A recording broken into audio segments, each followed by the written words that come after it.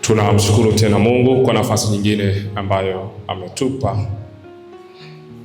Tunaendelea kumwomba endelee kutubariki na kutujalia neema na baraka zake kwenye maisha yetu ya kila siku.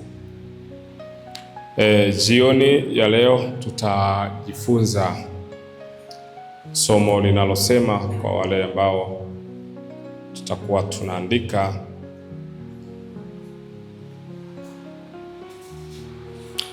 tutajifunza somo linalosema maovu ya kizazi kilichopita yanavyoishi ndani ya kizazi kilichopo. Maovu ya kizazi kilichopita yanavyoishi ndani ya kizazi kilichopo. Maovu ya kizazi kilichopita yanavyoishi ndani ya kizazi kilichopo. Jumamosi ya wiki jana tulifanya misa ya wazaliwa wa kwanza ambao umri wao unaanzia miaka 18 mpaka huko unakuendelea, walau kuanzia miaka 18 na kuendelea.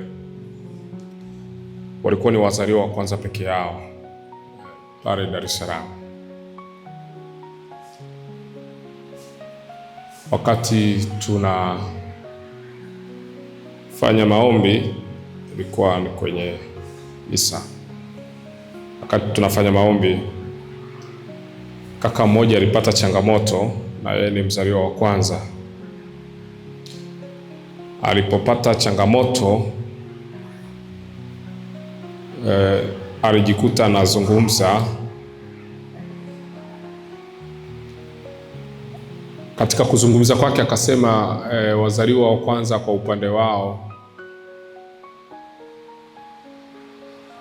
hawaishi na mke. Sio kwamba hawazuiliwi kuoa, wanaoa, lakini hawaishi na mke. Tafsiri yake ni kwamba anaweza akaoa, lakini ndoa yake inaweza isiwe na matokeo. Kwa hiyo hiyo changamoto ipo kwa ajili ya wazaliwa wa kwanza peke yao, lakini kwa wengine ambao si wazaliwa wa kwanza, hiyo changamoto hawakutani nayo. Ilinipa kutafakari sana kwa undani, na katika kutafakari nikagundua kwamba sote tulioko hapa, hakuna ambaye ameshuka kutoka mbinguni kama embe. Kila mmoja aliyeko hapa ni matokeo ya kizazi kilichopita kwenye asili anayotokea.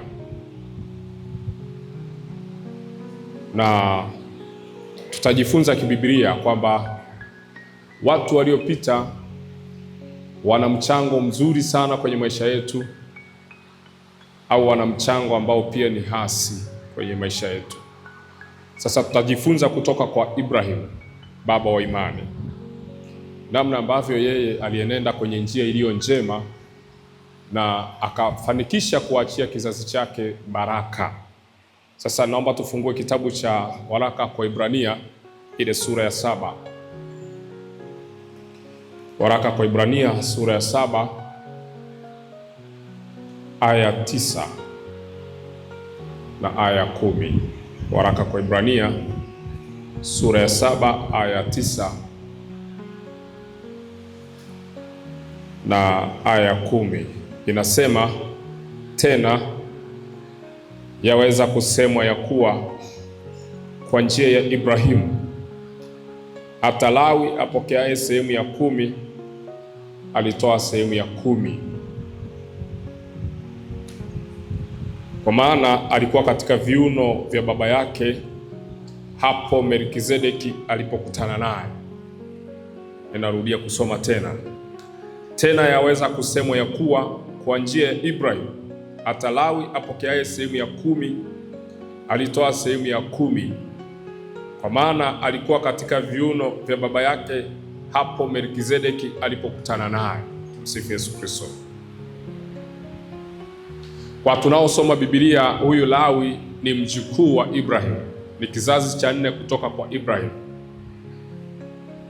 Alafu huyu Lawi ambaye Biblia inamzungumza hakubahatika kumwona Ibrahim wala hakubahatika kumwona Isaka, lakini Biblia inazungumza kwamba wakati Ibrahimu anatoa fungu la 10 kwa kuhani Melkizedeki, na huyu Lawi alikuwepo.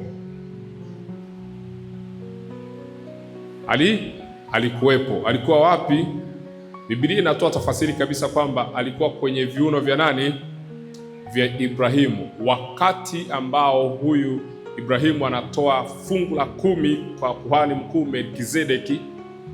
Maana yake hakuwa peke yake, alikuwa na kizazi chake kwenye kiuno chake. Msifu Yesu Kristo. Kwa hiyo wakati anaenda kutoa hili fungu la 10, hakuhesabika kama kuhani kama Ibrahimu peke yake, alihesabika na kizazi chake alichokuwa amekibeba. Tafasiri yake ni kwamba sadaka yoyote unayokuwa unatoa hauitoi kama wewe, unaitoa na unatoa kwa niaba pia ya watoto wako ambao hawapo. Ndio maana wewe kama baba unaweza ukaja kuomba baraka, wewe kama wewe ukaja kumlilia Mungu, lakini Mungu anapokubariki, yale matokeo ya ile baraka na watoto wako ambao haukuja nao hapa kanisani wananufaika na ile baraka. Unapokuja kumwomba Mungu hapa kanisani juu ya maisha ya familia yako, juu ya maisha ya watoto wako, unaweza ukaja peke yako, lakini Mungu anapoachilia baraka na matunda, wananufaika hata wale ambao wewe wakati unafunga walikuwa hawafungi. Wananufaika hata wale ambao wakati wanakuona unautafuta uso wa Mungu walikuwa wanakucheka. Lakini unakumbuka kwamba ulikuja peke yako. Tafasiri yake ni kwamba haukuja peke yako, ulikuja na vinasaba vyote vinavyohusiana na maisha yako, vinasaba vya ndugu zako, vinasaba vya watoto wako. Tumsifu Yesu Kristo. Ndicho kilichomtokea Ibrahimu. Anaenda anatoa yeye na Ibrahimu anakutana na kuhani Melkizedeki, yeye kama yeye. Lakini Biblia inataja kwamba alikuwa ana kizazi kwenye viuno vyake. Ndio maana huyu Lawi anahesabika kwamba na yeye alitoa fungu la ngapi? Fungu la 10. Mtu yeyote hawezi akakwepa matokeo ya maisha ya wazazi wake. Yeyote hawezi akakwepa matokeo ya kizazi kilichopita. Na ukitaka ulione hili ni kwamba wakati mwingine unaweza ukaangalia maisha ya kizazi kilichopita yanaishi pia ndani ya kizazi kilichopo. Matendo ya kizazi kilichopita unaweza ukayaona yanajirudia mara kwa mara ndani ya kizazi kilichopo. Yanaweza yakawa ni mazuri au yanaweza yakawa ni mabaya.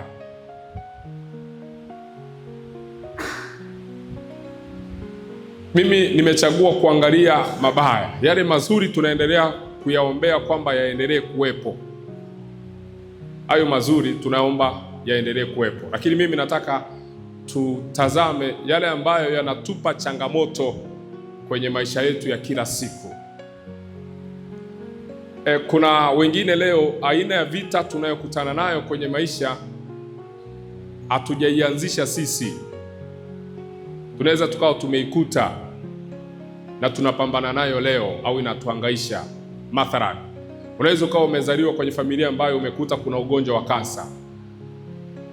Yaani unawaona kabisa ndugu zako hiyo changamoto ya kupata ugonjwa wa kansa ipo, na umezaliwa kwenye hiyo familia, na wewe unajikuta pia unakutana na hiyo changamoto ya hiyo kansa. Maana yake ni kwamba wewe ulikutana na matokeo. Mwisho wa siku unaanza kujikuta unapambana nayo. Haujaipata kama wewe, isipokuwa kwa sababu unatoka kwenye familia ambayo ina vinasaba vya kansa. Unajikuta na wewe unaingia kwenye mlolongo huo.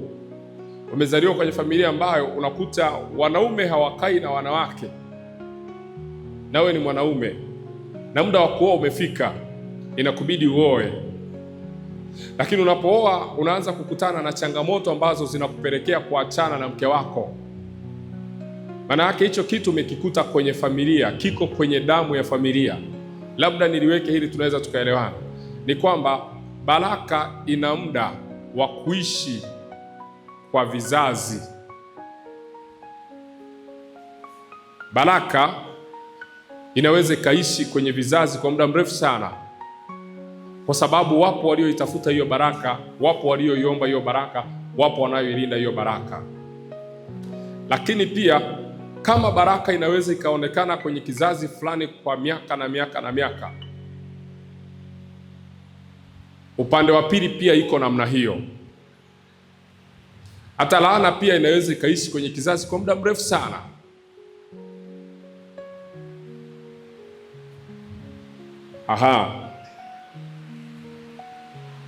Mwezi uliopita nilikuwa Arusha. Kaka mmoja kama ana miaka 39 hivi aliniambia kwao ili waishi maisha marefu hawaruhusiwi kujenga. Yeyote aliyejenga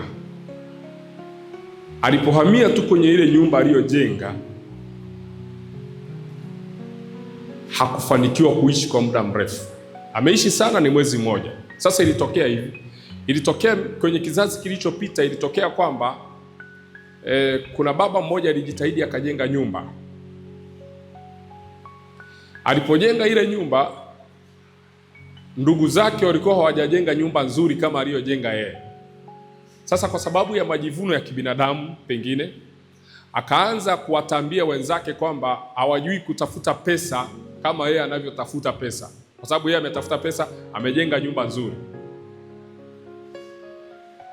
Wakamwambia, umeanza kututambia, hautakaa kwenye hiyo nyumba. Na kweli baada ya muda ikatokea akavamiwa na majambazi kwenye ile nyumba. Akavamiwa na majambazi, akapigwa, akauawa. Lakini inasemekana kwamba wakati akiwa kwenye harakati za kujiokoa, kabla hajafa, akatamka akasema hivi, najua kabisa hizi ni hila za ndugu zangu. Hawa ni ndugu zangu ndio wanaoniua. Sasa mimi nakufa, lakini kwenye kizazi chenu nyie mliobaki hamtakaa mjenge nyumba zenu, na kama ikitokea mmejenga, mje mfe kifo kibaya kuliko kilichokufa mimi. Sasa yule kaka akaniambia kwao, ili uishi maisha marefu, hakikisha maisha yako yote huo umepanga, hata kama una hela nyingi kiasi gani. Sasa fikiria, umezaliwa kwenye familia aina hiyo. Zaburi sura ya 11 aya ya 3 inasema, misingi ikiharibika, mwenye haki atafanya nini? Yaani tuchukulie kwamba wewe ndo mwenye haki. Umezaliwa kwenye familia ambayo tayari misingi yake imeharibika. Mzaburi anauliza, huyo mwenye haki atafanya nini? Kuna wengine makosa yao ni kuzaliwa kwenye familia ambazo walikuta misingi imeharibika. Yaani hiyo ndo dhambi yao kubwa. Kuna baadhi ya watu dhambi yao kubwa ni kuzaliwa tu kwenye familia ambayo amekuta misingi yameharibika. Sasa tuliweke hili vizuri, ni kwamba hakuna mtu anayeweza kurithi dhambi ya laana ya mama yake au baba yake. Hakuna. Lakini hakuna anayeweza kukwepa matokeo ya laana ya baba yake au mama yake. Kwa lugha nyingine ni kwamba kizazi kilichopo hakina namna ya kukwepa matokeo ya dhambi ya kizazi kilichopita. Ndio maana unapoenda kuungama, baada ya kuungama padre atakupa malipizi. Kwa nini anakupa malipizi? Kwa sababu ile dhambi uliyotenda ina matokeo yake, na siku zote matokeo ya dhambi yoyote Ni matokeo ambayo yanaleta athari hasi kwenye familia, kwenye jamii, kwenye kanisa na kwa maisha ya mtu binafsi. Yaani dhambi yoyote unayotenda, usifikiri kwamba hiyo dhambi italeta matokeo hasi kwako peke yako. Hata wale walio nyuma yako, hiyo dhambi italeta matokeo hasi kwenye maisha yao.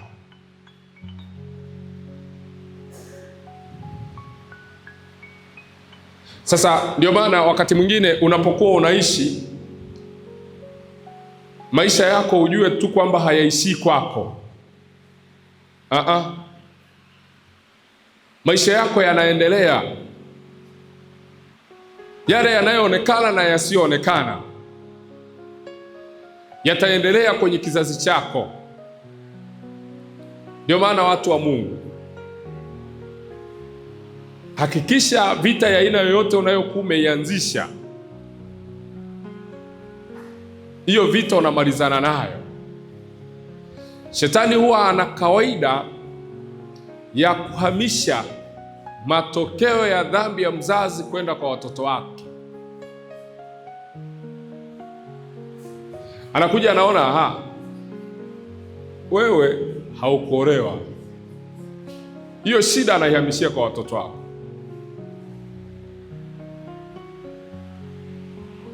Wewe haukuoa, hiyo shida anaihamishia kwa watoto wako. Ndio maana wakati mwingine muombe Mungu kwamba maovu niliyotenda mimi isiwe adhabu kwenye uzao wao.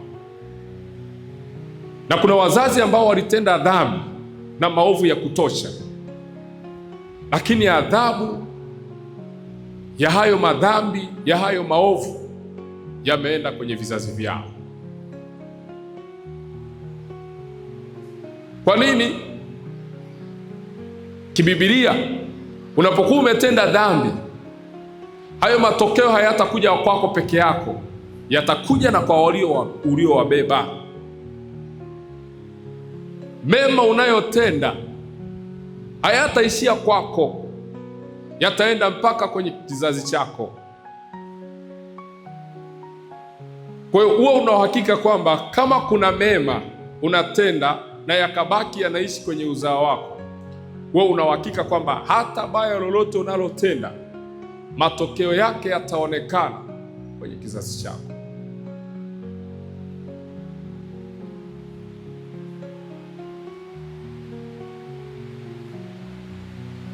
Sisi ni matokeo ya kizazi kilichopita, na kizazi kinachokuja ni matokeo ya kizazi kilichopo.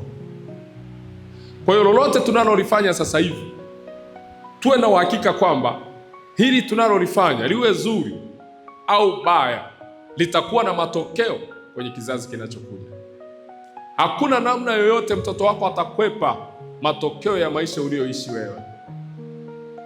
Hawezi akakwepa matokeo ya maisha uliyoishi wewe. Kile ulichokipanda, huo una uhakika kwamba utakivuna wewe na uzao wako utakivuna. Unapotenda mema, utasikia watu wanakutamkia baraka, ubarikiwe wewe na kizazi chako. Maana yake ni kwamba huo wema uliomtendea huyo mtu aliyekutamkia hiyo baraka usiishie kwako, uende mpaka kwenye kizazi chako. Ubaya ulioutenda wewe, saa ingine mwingine anaenda mbali, anasema huu ubaya usiishie kwako, uende mpaka kwa watoto wako. Nikiwa na miaka kama 16 kule kijijini kwetu kule, niliwahi kushuhudia ugomvi wa wazee wawili. Na ule ugomvi ulikuwa ni ugomvi tu wa mipaka, kwamba huyu kasogeza tu kidogo kwenda kwa mwenzake, lakini ulikuwa ni ugomvi ulioleta vurugu kubwa sana. Yule baba aliyekuwa anaona kwamba ameonewa akasema, umeona ulivyonionea? umenisogezea mpaka ukachukua ardhi ya kwangu kwa nguvu. Nataka kukwambia hivi, watoto wako hawatakaa wamiliki hata kipande cha ardhi. Alafu nikaona anashika nyasi, anasema, na watoto wako chochote watakachokitafuta kwenye hii ardhi wasije wakakipata. Leo ninakaribia miaka 40 huko, vijana wa ile familia wote ni maskini. Mmoja amesoma mpaka chuo kikuu, ana masters, ameshukulia pale UBC, lakini ni tingo wa mabasi. Hao wengine ndio hivyo. Sasa unakuja kurealize kwamba na yule baba yeye alishakufa tayari, baba yao alishakufa. Wapo wao hawakuhusika kwenye ule ugomvi, lakini wakati ile laana ya ile maneno yanapotamkwa, hayakuishia kwa yule mzee waliyekuwa wanagombana naye, yalienda mpaka kwenye kizazi chake. Unajua watu wa Mungu ni kwamba baraka huwa inakaa kwenye damu na laana huwa inakaa kwenye damu. Kwa hiyo ndio maana wote wanaohusika, wanaokuwa wanahusiana na hicho kizazi chenye baraka, hiyo baraka huwa inasafiri kwa njia ya damu kwenye hicho kizazi. Na mtu anapokuwa anatamkia laana, ni maneno yanatamkwa, lakini yanaelekezwa kwenye DNA, kwenye damu. Kwa nini damu? Damu ni uhai. Tumsifu Yesu Kristo. Damu ni nini? Ni uhai. Na kwenye damu ndo kunapatikana kila kitu. Ndio maana wakitaka kugundua aina ya magonjwa yanayokusumbua kupitia damu, atajua kwamba una ugonjwa huu, una ugonjwa huu, una ugonjwa huu. Kwa hiyo mtu anapokuwa anatamka laana au baraka, anatamka uhai, damu inaingia moja kwa moja. Sasa angalia, yeye mzee, yeye alishapumzika, lakini matokeo ya kile walichokuwa nakifanya, walichokuwa nagombania, yameleta athari mpaka kwenye kizazi chake. Na unaona nasikiaga wanafanya matambiko, yani mpaka unatamani tu kwamba umvute mtu, mwambie kwamba ili uchomoke kutoka kwenye haya mapicha, njoo upande wa pili. Ili mtu huwezi ukamlazimisha.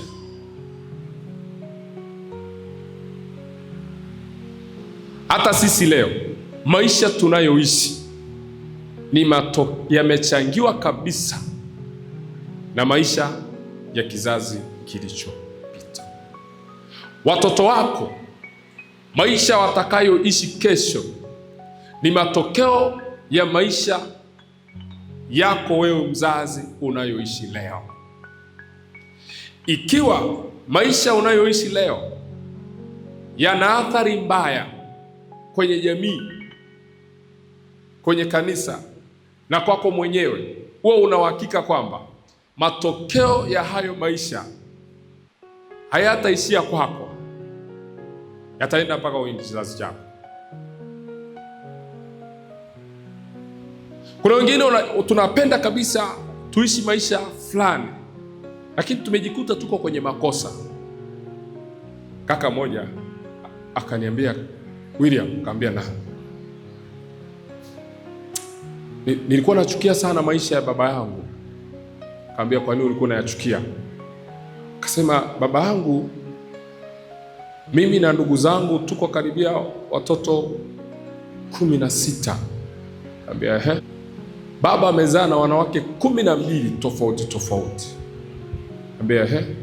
Kwa hiyo hatuna ile bondi kwamba ule mshikamano kwamba hawa ni ndugu. Ule umoja hatuna.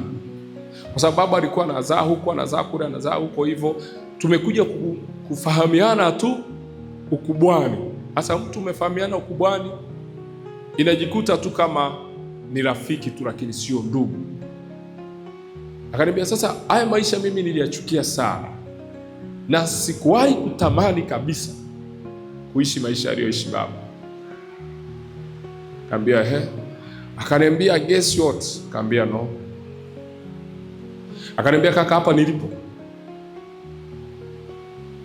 nina watoto 5 na kila mtoto ana mama yake. Amejikuta kwenye matokeo ya dhambi ya baba yake. Wengine hapa tumeolewa, mefunga ndoa, lakini waume zenu wana watoto nje, na hawa watoto wamewapata baada ya kuwa mmefunga nao ndoa. Sasa mwanaume wa aina hiyo, wakati mwingine usimlaumu, trace, anzia kwa baba yake kwenda mbele, uone kwenye hicho kizazi kuna nini. Utakuta hicho alichokifanya kwenye familia yao kipo. Mtu hawezi akafanya kilicho nje ya matokeo yaliyompokea na kumlea.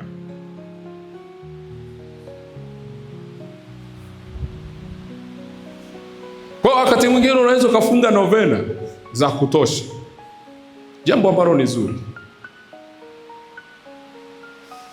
Wakati mwingine unaweza ukaamua kwamba ngoja nivunje hii ndoa.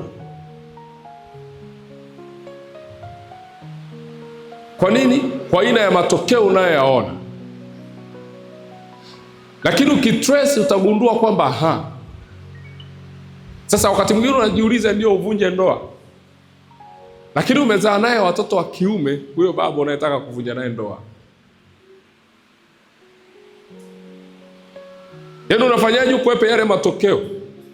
Yaani watoto wako wanakwepaje yale matokeo? Na wengine tuko hapa, watoto wetu wa kiume au hata wa kike wanasari wanapokuwa na umri mdogo tu, lakini wakifika umri ule nasema mbona hata baba asari? Wanaishi maisha yale yale ambayo matokeo. Tumsifu Yesu Kristo. Na hiki ndicho ambacho wakati mwingine shetani amehakikisha amekitengeneza kwenye familia nyingi. Anahakikisha kwamba kosa ambalo lilianzishwa harifutiki kwenye huo ukoo lililoanzishwa. Mwewe kujiuliza, mtu anayeleta mabadiliko kwenye familia, anayetaka kubadilisha mtindo fulani kwenye familia, wakati mwingine huwa anageuka kabisa na wanafamilia wote. Sema hatuendagi hivi, hatutaki kinachotaka kukileta. Shetani anakuwa ameshaona kabisa kwamba huyu anataka kupindua meza, anataka kufunga mlango ambao mimi niliufungua. Na kuna aina ya familia ambazo unajua kila familia ina pattern yake,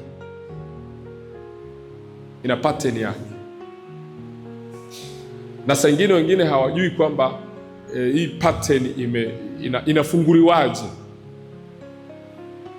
Kwa ndio maana unaweza ukajikuta uko kwenye familia ambayo kila unachokifanya unajikuta umeingia tu kwenye makosa.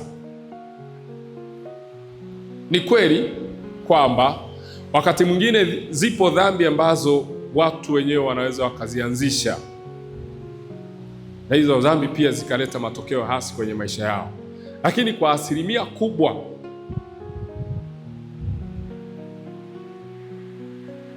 asili au matokeo ya kizazi kilichopita yana nguvu sana kwenye kizazi kilichopo.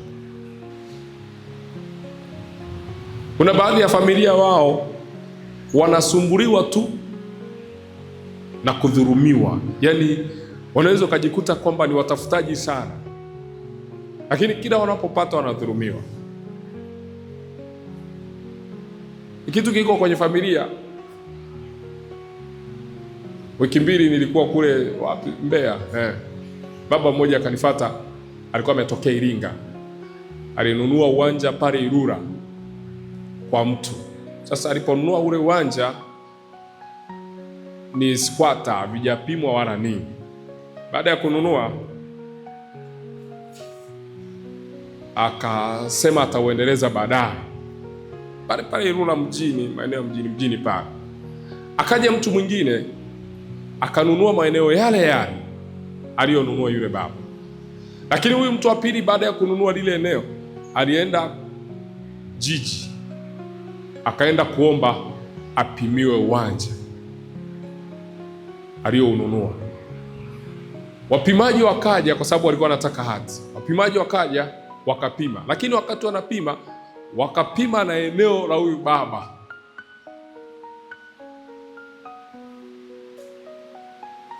Wakati wanatoa hati, ikaonekana kwamba hata lile eneo la huyu baba mwingine ni eneo la huyu aliyepata hati. Anaenda kufuatilia, anapofika anaonyeshwa hati kwamba wewe hapa huna eneo.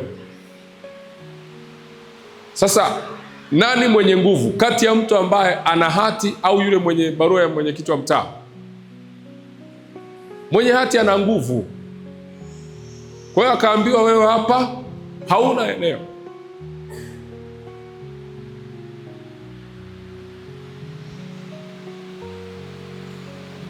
Kwenye maongezi tukao tunazungumza, akaniambia hii hali ni kweli, niliwahi kusikia hata marehemu baba yangu akiwa amezeeka anasema, mimi ningekuwa mbali sana, lakini nilikuwa nadhulumiwa na watu niliokuwa nafanya nao biashara mpaka nimefika umri huu. Asa yale matokeo pia yameendelea tena kwenye generation yake.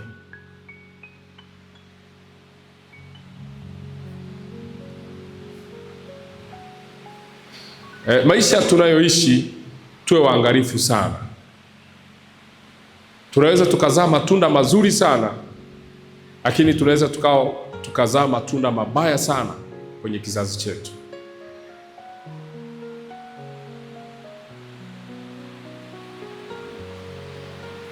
Na hii inatokana na aina ya maisha tunayoishi, lakini si tu aina ya maisha tunayoishi, aina ya Mungu tunayemwabudu. Haya madhara yote sio kwamba hayana sababu, yana sababu. Na haya mafanikio yote sio kwamba hayana sababu, yana sababu. Kuna sababu ya familia kuishi maisha mabaya, na kuna sababu ya familia kuishi maisha mazuri. Hawa walitengeneza mazuri, hawa walitengeneza mabaya.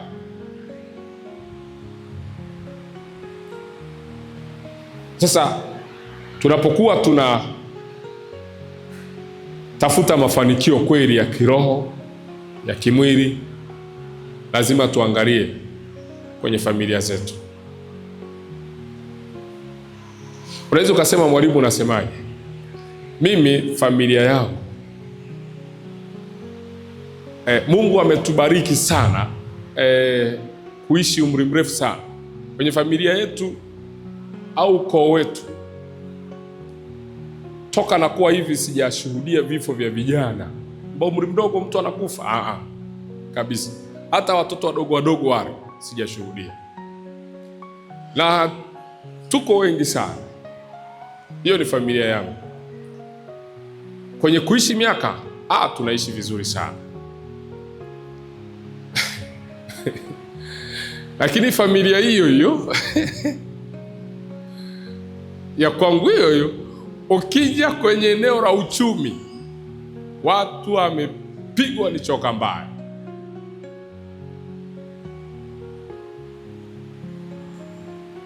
Kama unabisha, mimi naweza nikakulipia nauli mpaka tukaenda ukafanya survey nyumbani kabisa. Huko nyuma nilikuwa napambana sana, nafanya vitu, mbona havitokei?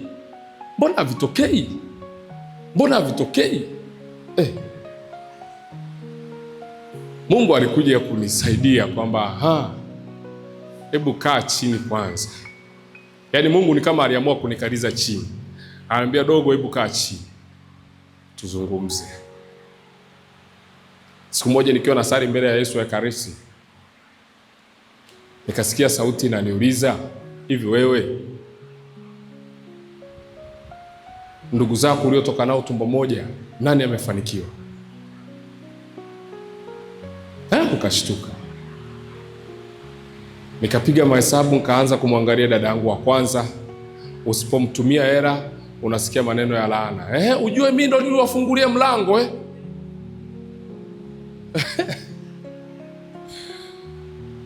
huyo dada wa kwanza.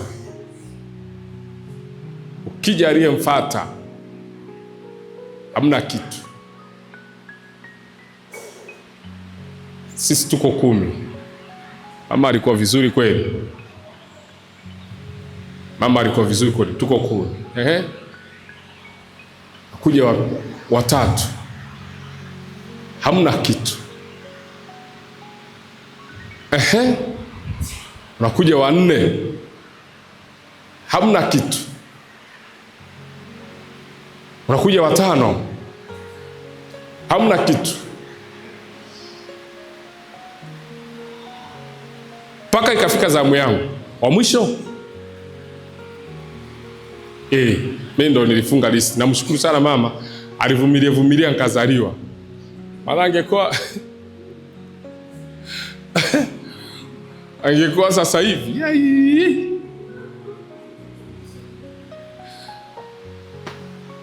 nikaja. Unajua mimi nilipomaliza masters yangu nilifanya kazi Umoja wa Mataifa, na mimi wasipendagi kubanwa sana. Kwa hiyo nilipopata kamtaji ka milioni 100 nikaacha kazi.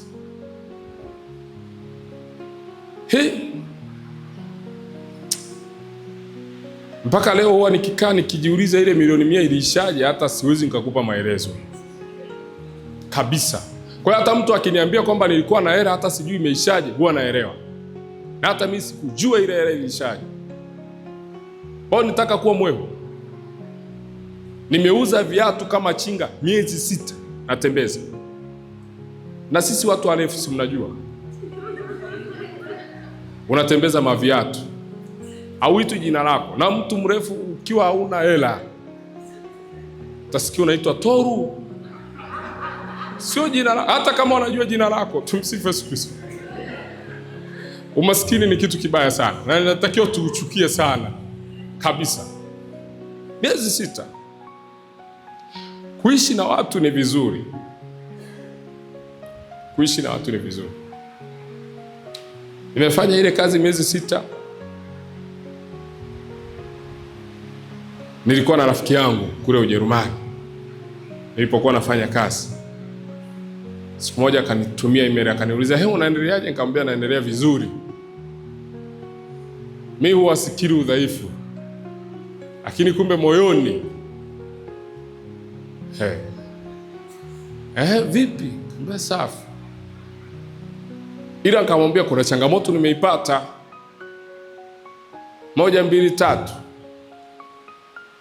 3.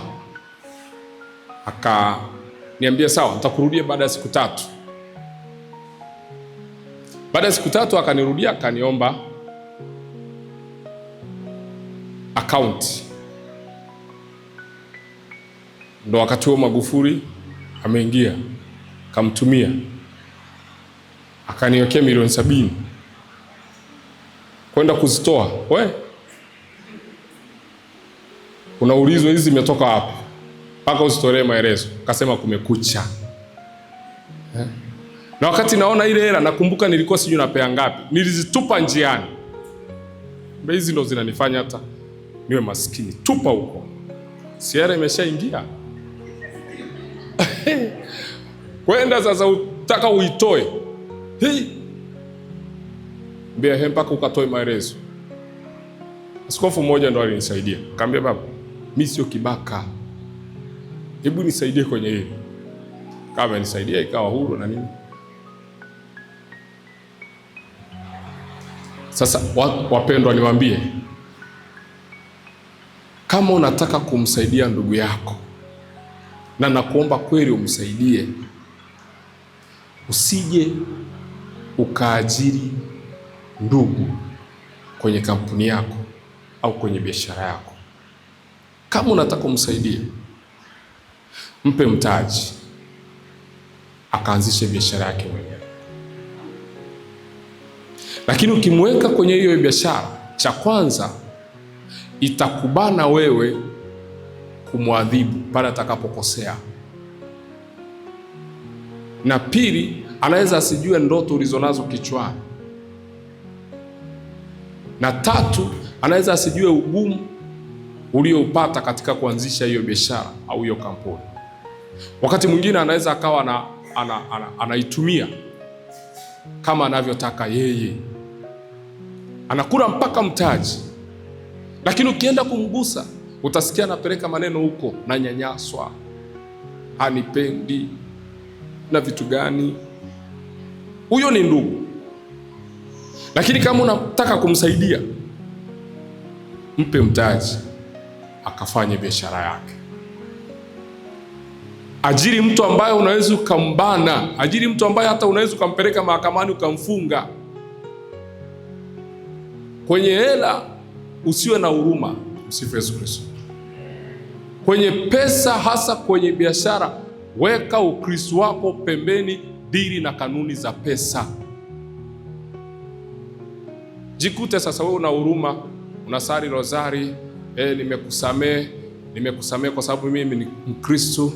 Utasamee wangapi? Ndio maana Wakristo wengi ni maskini, kwa sababu kwenye kanuni za pesa wanataka waweke Ukristo. Tutakusahau hapa mjini. Msifu Yesu Kristo. Na siku ukiwa maskini au wanaokuchekea, hakuna mtu utamuona. Hao wanaokupigia makofi, siku ukiwa maskini, hao ndo wataanza kusema tulijua huyu hawezi akafika mbali. Na kama wewe ni mwanaume, ataanza kusema alikuwa anabadilisha wanaume kila siku, wanawake kila siku.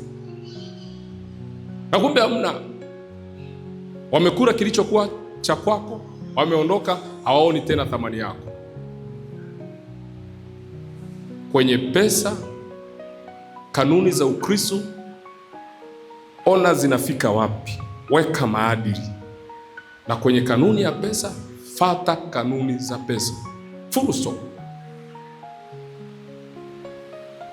Basi nikachukua milioni 50 ile niliyotumiwa, kafungua kampuni moja, kamweka ndugu yangu, sinamfuata mara ya pili. Ile biashara niliyokuwa ile kampuni na biashara niliyokuwa nafanya, akachukua akahamishia upande wake, akafungua biashara kama ile ile, huku kwangu pakafungwa. Ndugu. Lakini nilikuja kugundua baadaye sana, kagundua hii ni roho ya umaskini ambayo kimsingi iko kwenye ukoo. Kutokea hapo nikagundua. Sasa siku hiyo naposikia hiyo sauti kwamba kwenye tumbo la mamako nani kafanikiwa, pale ndo masikio yakazibuka sasa. Anasema okay, nikaanza kupambana na hiyo hengo. Pambana, vitu vikawa vinaachia taratibu, vinaachia kidogo. Kasema nitaenda hivyo mpaka muachie, mpaka hapa nilipo leo. Kwa wakati mwingine matokeo yanachukua muda mrefu sana, wala usiogopi yanapochelewa kutokea, kwa sababu wakati madhara yanatengenezwa hayakuchukua muda mfupi, yalichukua muda mrefu pia. Kwa hiyo hata matokeo yanapokaribia kupatikana, lazima uwe na uvumilivu wa kutosha. Lakini usipokuwa na uvumilivu,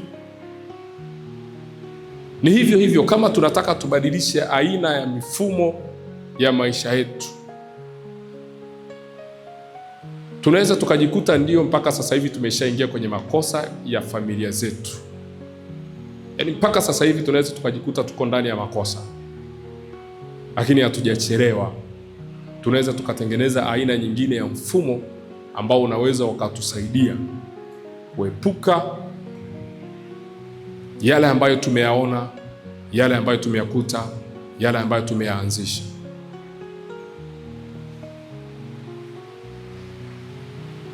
Wakati wote kama mzazi, muombe Mungu yale mazuri ulionayo Mungu ayaruhusu yaende mpaka kwa watoto wako. Lakini yale mabaya ulionayo, mwambie Mungu, haya mabaya nilionayo ninaomba yaishie kwangu, lakini yasiendelee kwenye uzao wako. Yale mazuri mruhusu Mungu.